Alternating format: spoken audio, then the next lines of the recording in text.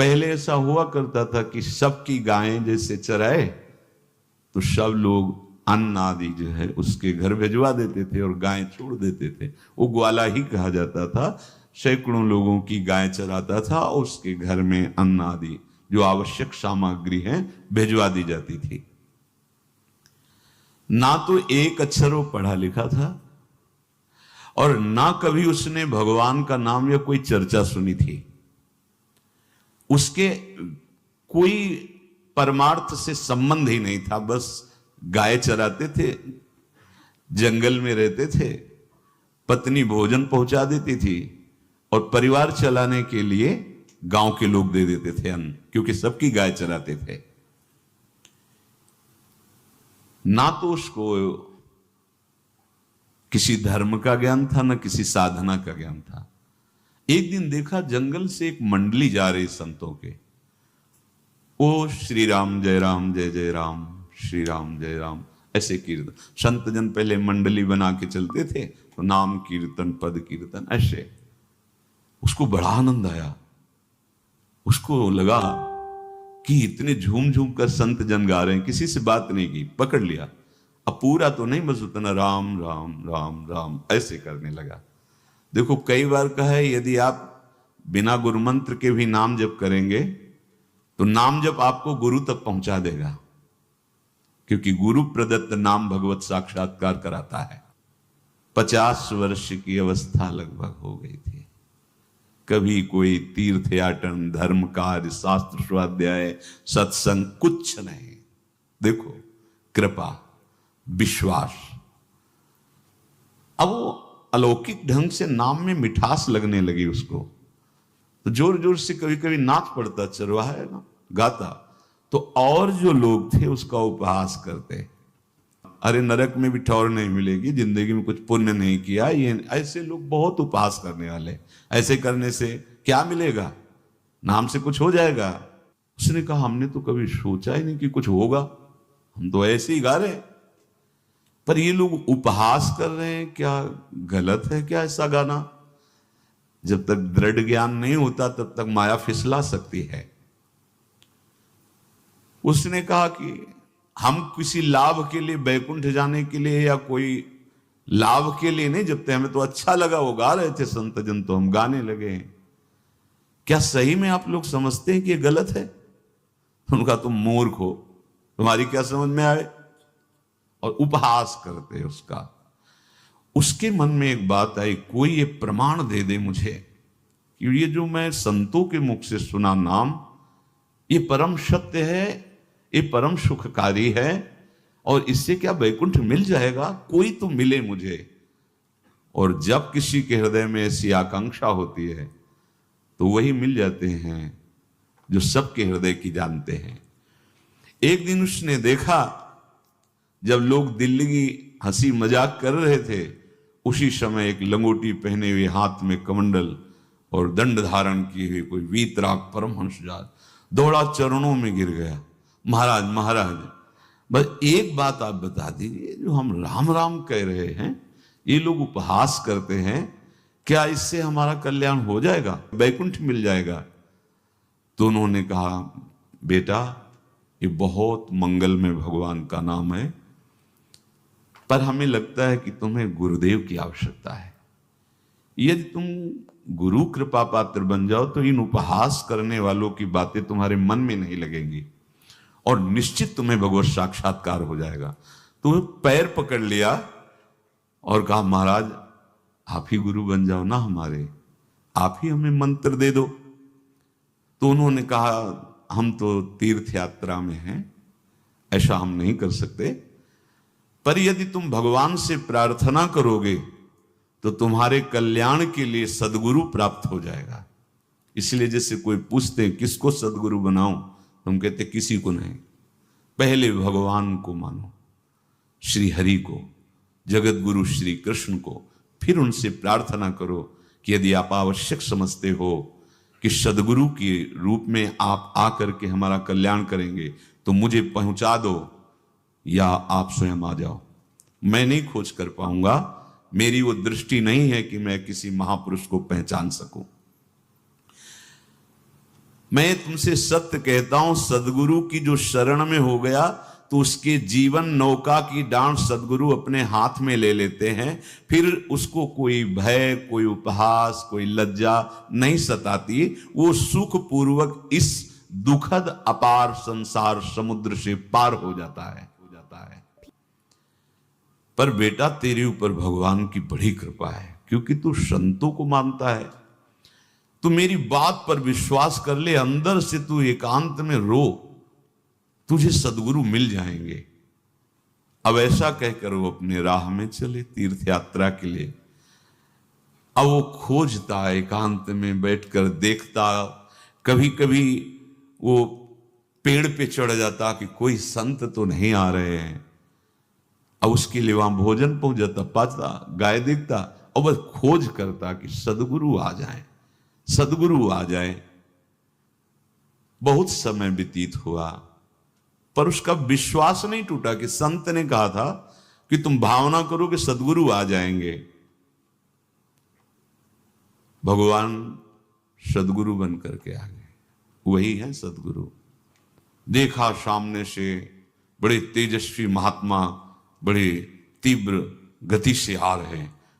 वो दौड़ा, गुरुदेव गुरुदेव, चरणों में लौट गया। चरणों में जे ही गिरा तो एक बिजली सी दौड़ी उसके हृदय में। अब बात बन गई, गुरु मिल गए, वो खड़े हो गए। देखते ही सात्विक भाव उत्पन्न हो रहा है, आंसू निकलने लगे। देखते ही मन में आया कि जो संत कह रहे थे सदगुरु मिल जाएंगे, यही हमारे सदगुरु हैं। हृदय में उत्साह, आतुर आवाज, प्रभु मुझे भवसागर से पार करने वाला गुरु मंत्र दे दो। ऐसे थोड़ी दीक्षा दी जाती कि गली चलते दी जाए, दूंगा। जा पहले स्नान करके आ, फिर एकांत स्थान में बैठेंगे, फिर तेरे को उपदेश देंगे। बोला महाराज मैं जंगली आदमी हूं, गाय चराता हूं, हमारा घर बार से कोई आना जाना नहीं, यही भोजन आ जाता है। संत ने कहा अच्छा स्नान करो। स्नान करके आए, एक पेड़ के नीचे, भाई मैं तुझे कुछ नियम दूंगा, कुछ शर्त। तो महाराज गंवार आदमी है, ना हम आपका कोई नियम पालन कर पाएंगे, ना कोई व्रत पालन कर पाएंगे, ना कोई साधना कर पाएंगे। आप देख लो हमारी हालत, 50 साल का हूं, पढ़ा लिखा बिल्कुल नहीं, कोई धर्म कर्म नहीं जानता, गाय चराता हूं। मुझसे बहुत बातें नहीं सदेंगी, अगर एक कोई बात बता दो तो प्रण करता हूं जिंदगी में प्राण त्याग सकता हूं, पर एक बात, कोई एक नियम कोई दे दो। हमें बहुत नियम तो नहीं समझ में आएंगे, एक कोई बात बता दो कि ऐसा कर लेना और मंत्र जपना, तो हम प्राण त्याग सकते, पर आपकी आज्ञा उल्लंघन, पर बहुत हम बातें नहीं मान पाएंगे क्योंकि हमारे इतना ज्ञान नहीं है। गोपाल के वचन सुन करके बहुत प्रसन्न हुए संत भगवान। एक नियम तुझे देता हूं, हमारे आराध्य देव श्री कृष्ण हैं, गोविंद हैं। आज से तुम्हारे आराध्य देव गोविंद हुए, हां श्री कृष्ण हुए। बिना उनको पवाए तुम्हें पाना नहीं है, बस यही तुम्हारे लिए नियम है।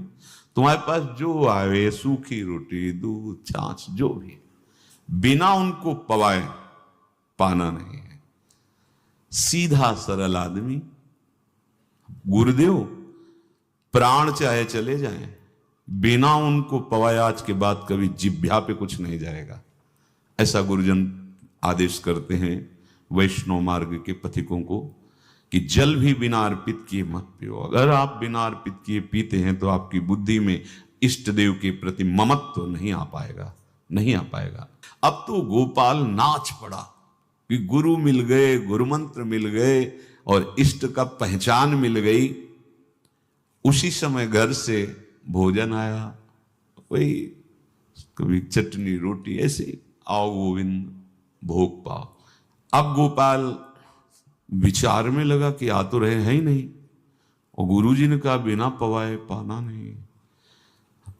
पूरा दिन व्यतीत हो गया। गुरुजी कह रहे थे घट घट में विराजमान भगवान है तो कहीं से भी प्रकट हो सकते हैं। तो अंदर मंत्र जपता हो, कहता आओ भगवान पाओ आके, नहीं आए। महाराज हमारे गुरुदेव ने आपका ध्यान जो बताया था वैसे ही आओ आप, पाओ आकर के। रात्रि हो गई, देखा प्रभु नहीं आए तो भोजन उठाया, गाय को पवा दिया। तो बहुत सी गायें थी, भूखा रह गया। दूसरे दिन फिर भोजन आया, एक पत्ता टोरा, जल से छिड़का पत्ते में और भोजन रखा। भगवान को फिर पुकारा, आओ प्रभु। गुरुदेव ने आज्ञा की, बिना आपको पवाए हम अपनी जबान में नहीं रख सकते। शाम हो गई, रात्रि हो गई, फिर गौ को दे दिया, नहीं पाया। अब एक तो 50 वर्ष की अवस्था और गौओं के पीछे दौड़ना और भोजन पाना नहीं, शरीर में सामर्थ्य धीरे धीरे कम होने लगी। तीसरा दिन, चौथा दिन, पांचवा दिन, छठा दिन, सातवां दिन, दीनानाथ प्राण चाहे निकल जाए, हम गुरु की आज्ञा नहीं तोड़ सकते। अगर आप नहीं आएंगे तो भूखों मर जाऊंगा। पर हम ये बात देखो, ये बात चरवाहा है, कोई साधना पूर्व की नहीं। गौ सेवा के प्रताप से उससे संतों में प्रीति हो गई, नाम की कृपा से गुरु, गुरु की कृपा से नामी की प्राप्ति की चाह। ऐसे कई दिन व्यतीत होते गए। अस्थि मात्र होए रहे शरीरा। पूछते कि क्या बात है, भोजन तो हम रोज लाते हैं, आप रोज लेते हैं, क्या पाते नहीं? आपका विषय नहीं। शिक्षा मिलती है यहां, अपने गुरु उपदिष्ट साधन को किसी से बताना नहीं चाहिए। गुरु उपदिष्ट साधन जब तक सिद्धावस्था ना पहुंच जाए तब तक गुप्त रखा जाता है। जो जैसे आप सत्संग सुन रहे हो, इसमें कोई वचन आपको लगा, पकड़ लिया, अब वो जीवन में तभी बोलना है जब उसका प्रभाव हमारे जीवन में आ जाए। नहीं ऐसे नहीं बोलना, नहीं तो निकल जाएगा। और अगर रोक लिया तो मंथन करेगा अंदर और आपको उसमें स्थित कर देगा। एक भी शब्द नहीं बताया कि हमारी गुरु दीक्षा हो गई, गुरु जी ने कहा था पवा के पाना, और इतने दिन हो गए भगवान तो आ नहीं रहे, इसीलिए हम पा नहीं रहे, तो हमारी ये दशा है। देखो आज का समय ऐसा है कि प्रगट में सब इंद्रियों के पोषण की व्यवस्थाएं भगवान दी, चाहे गृहस्थ हो चाहे विरक्त हो, लेकिन क्या हमारे अंदर निष्ठा है ऐसी? सबरी जी जब उनके गुरुदेव पधारने लगे तो चरणों में रो के गिरी कि प्रभु, इस पूरे विश्व में मुझ अधम को सिर्फ आप ही प्यार करने वाले हैं, आप ही ने दुलार करके मुझे रखा, नहीं सब जगह ठोकर मिलती, कोई भी संत महात्मा हमारी तरफ देखना नहीं चाहते, और प्रभु आप जा रहे हो, आप कैसे जीवन? जानते हो क्या कहा? हम तो भजन के प्रभाव से भगवान के धाम जा रहे हैं बेटा, भगवान स्वयं चलकर तुम्हारे पास आएंगे। सबरी जी बहुत वर्षों तक कभी गुरु के वचनों पर अविश्वास नहीं हुआ, क्यों कहते थे भगवान आएंगे, रोज पावड़े डालती हूँ, सोहनी लगा के जल छिड़कती हूँ, रोज लगता है फुसला तो नहीं दिया गुरु जी ने? नहीं, गुरु के वचन भगवान आएंगे। शायद ऐसा वर्णन की शास्त्र हजार वर्ष सोचो जरा, और भगवान आए और सबरी को निहाल किया। ऐसे हो गुरुदेव ने कहा है भगवान आएंगे, जब तक वो ना पाएंगे तब तक हमने कहा है कि और उनका उद्देश्य अलग था कहने का कि आप भगवान को भोग लगा के पाइएगा और भजन कीजिएगा तो मंत्र के प्रभाव से तुम्हारे मानस पटल पर भगवान दिखने लगेंगे। ऐसा होता है, पर वो सीधा आदमी सीधा समझा, जब तक भगवान नहीं पाएंगे तब तक हमें नहीं पाना। 18 दिन बीत गए, कुछ ना खाना ना पीना। गोविंद भी देखते हैं, बाल भक्त ओम प्रकाश जी महाराज यही अपने चामुंडा के पास से उधर, बहुत नामनिष्ठ महात्मा, बाल भक्तों में बहुत ही मानो प्रहलाद जी ही हैं। जैसे प्रहलाद जी नामनिष्ठ भगवान निष्ठ, घट घट में भगवान को देखने वाले, ऐसे श्री ओम प्रकाश जी बाल भक्त। बड़े बड़े महापुरुष गए, हरि बाबा, उड़िया बाबा, सब बस वो यही कहते कि ये श्री कृष्ण का आदेश है। फिर शायद 50 के भी ऊपर दिन गए थे, ऐसे 70 दिन तक उस महापुरुष ने कुछ नहीं खाया, सशरीर अंतर्ध्यान हुए। आज समाधि उनकी बनी।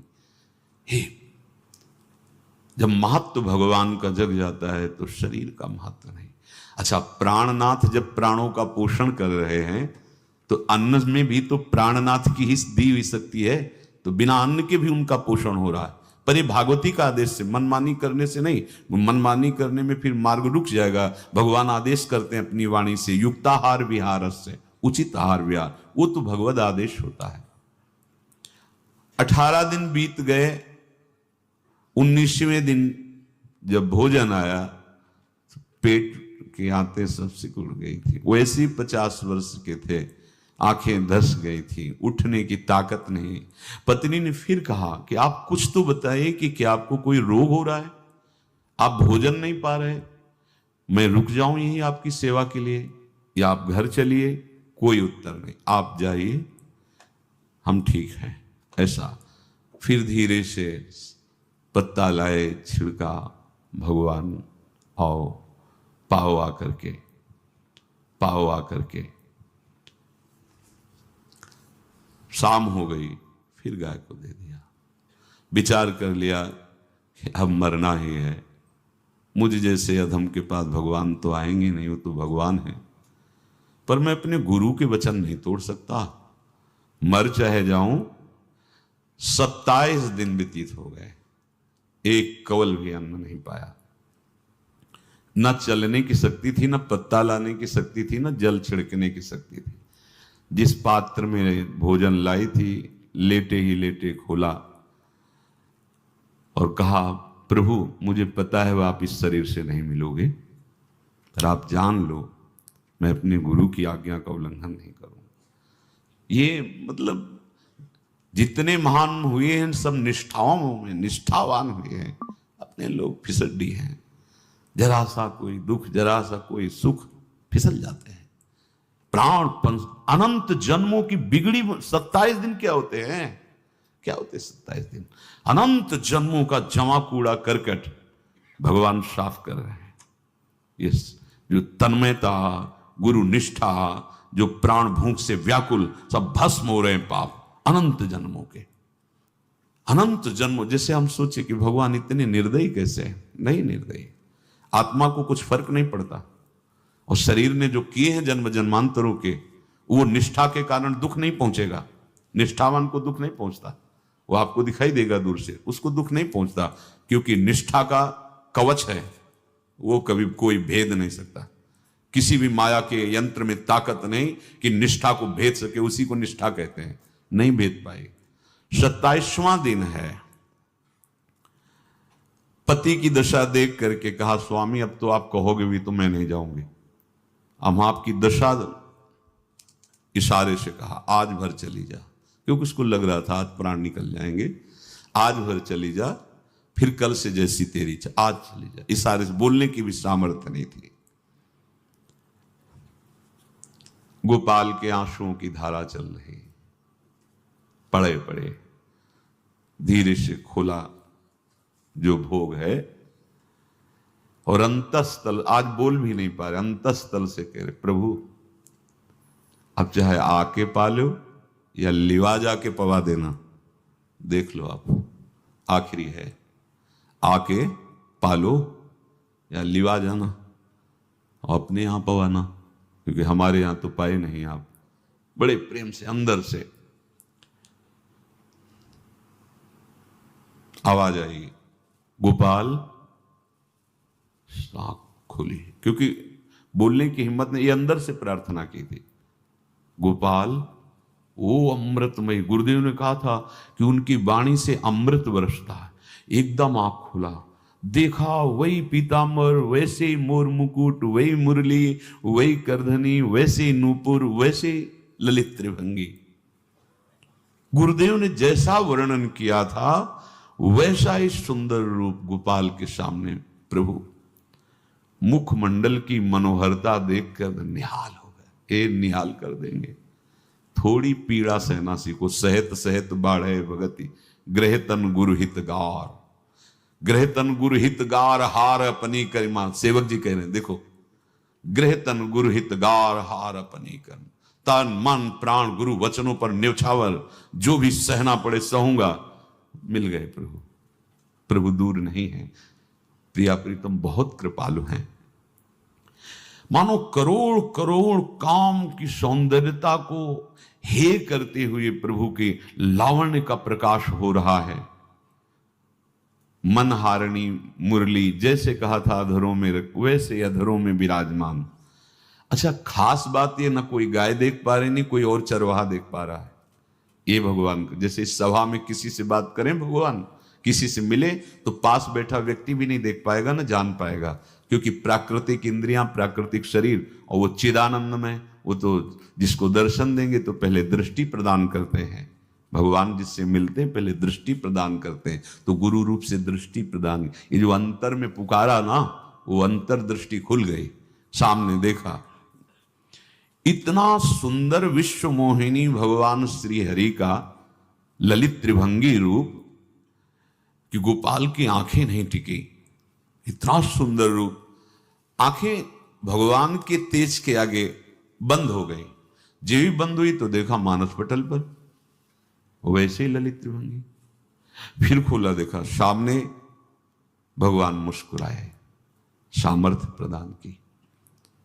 देखो अर्जुन के साथ ही तो खेलते हैं भगवान सखा भाव से, रथाक रहे हैं, लेकिन भगवान का विराट स्वरूप देखने की सामर्थ्य अर्जुन में थी क्या?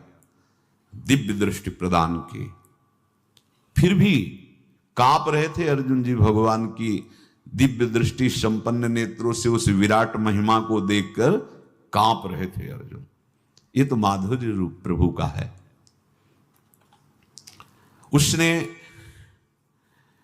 मानो इशारा किया प्रभु को कि हमारी सामर्थ्य में मैं सकिल कर आ जाऊं, नजदीक आप आ जाओ।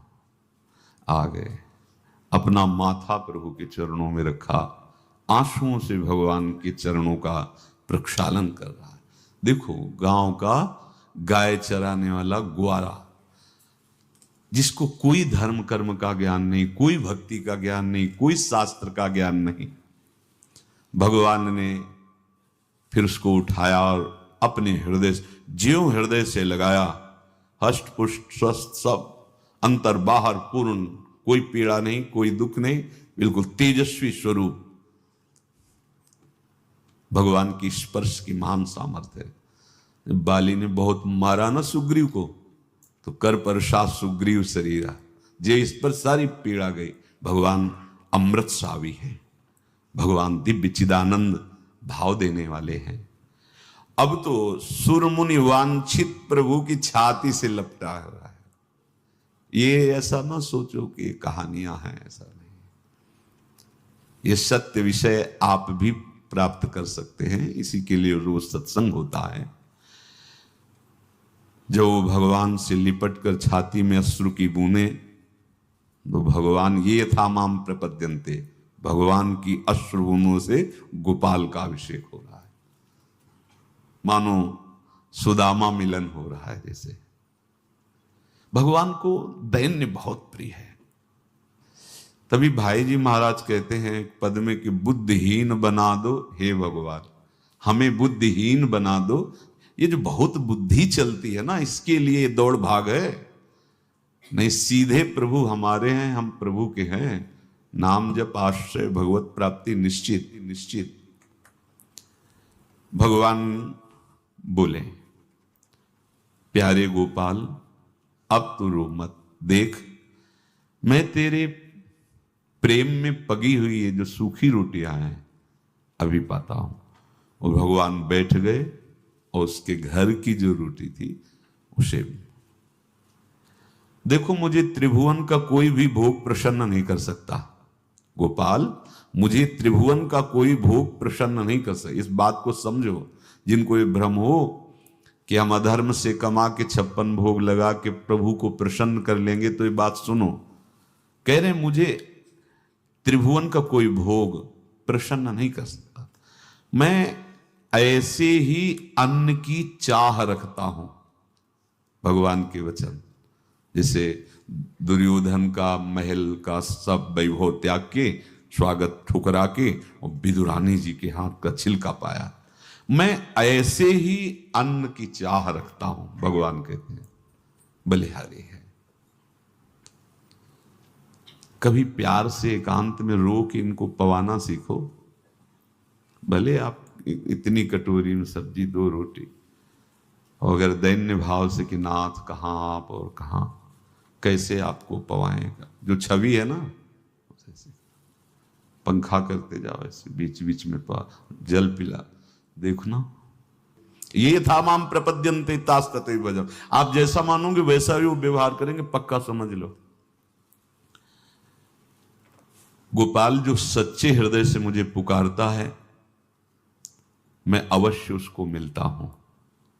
जो प्रेम पूर्वक मुझे पवाता है, मैं अवश्य उसका पाता हूं। पत्रम पुष्पम फलम तोयम ये में भक्त्या, भक्ति पूर्वक जो पवाया है। भक्ति पूर्वक का मतलब दैन्य।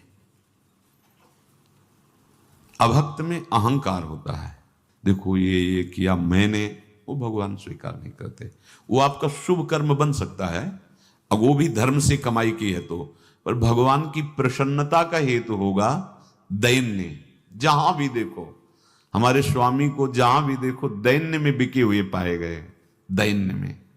और ये दैन्य किसी बाजार में नहीं मिलती, ये दैन्यता बनावटी नहीं होती, ये वस्तुतः हृदय की होती, भगवत प्रदत्त ही होती है।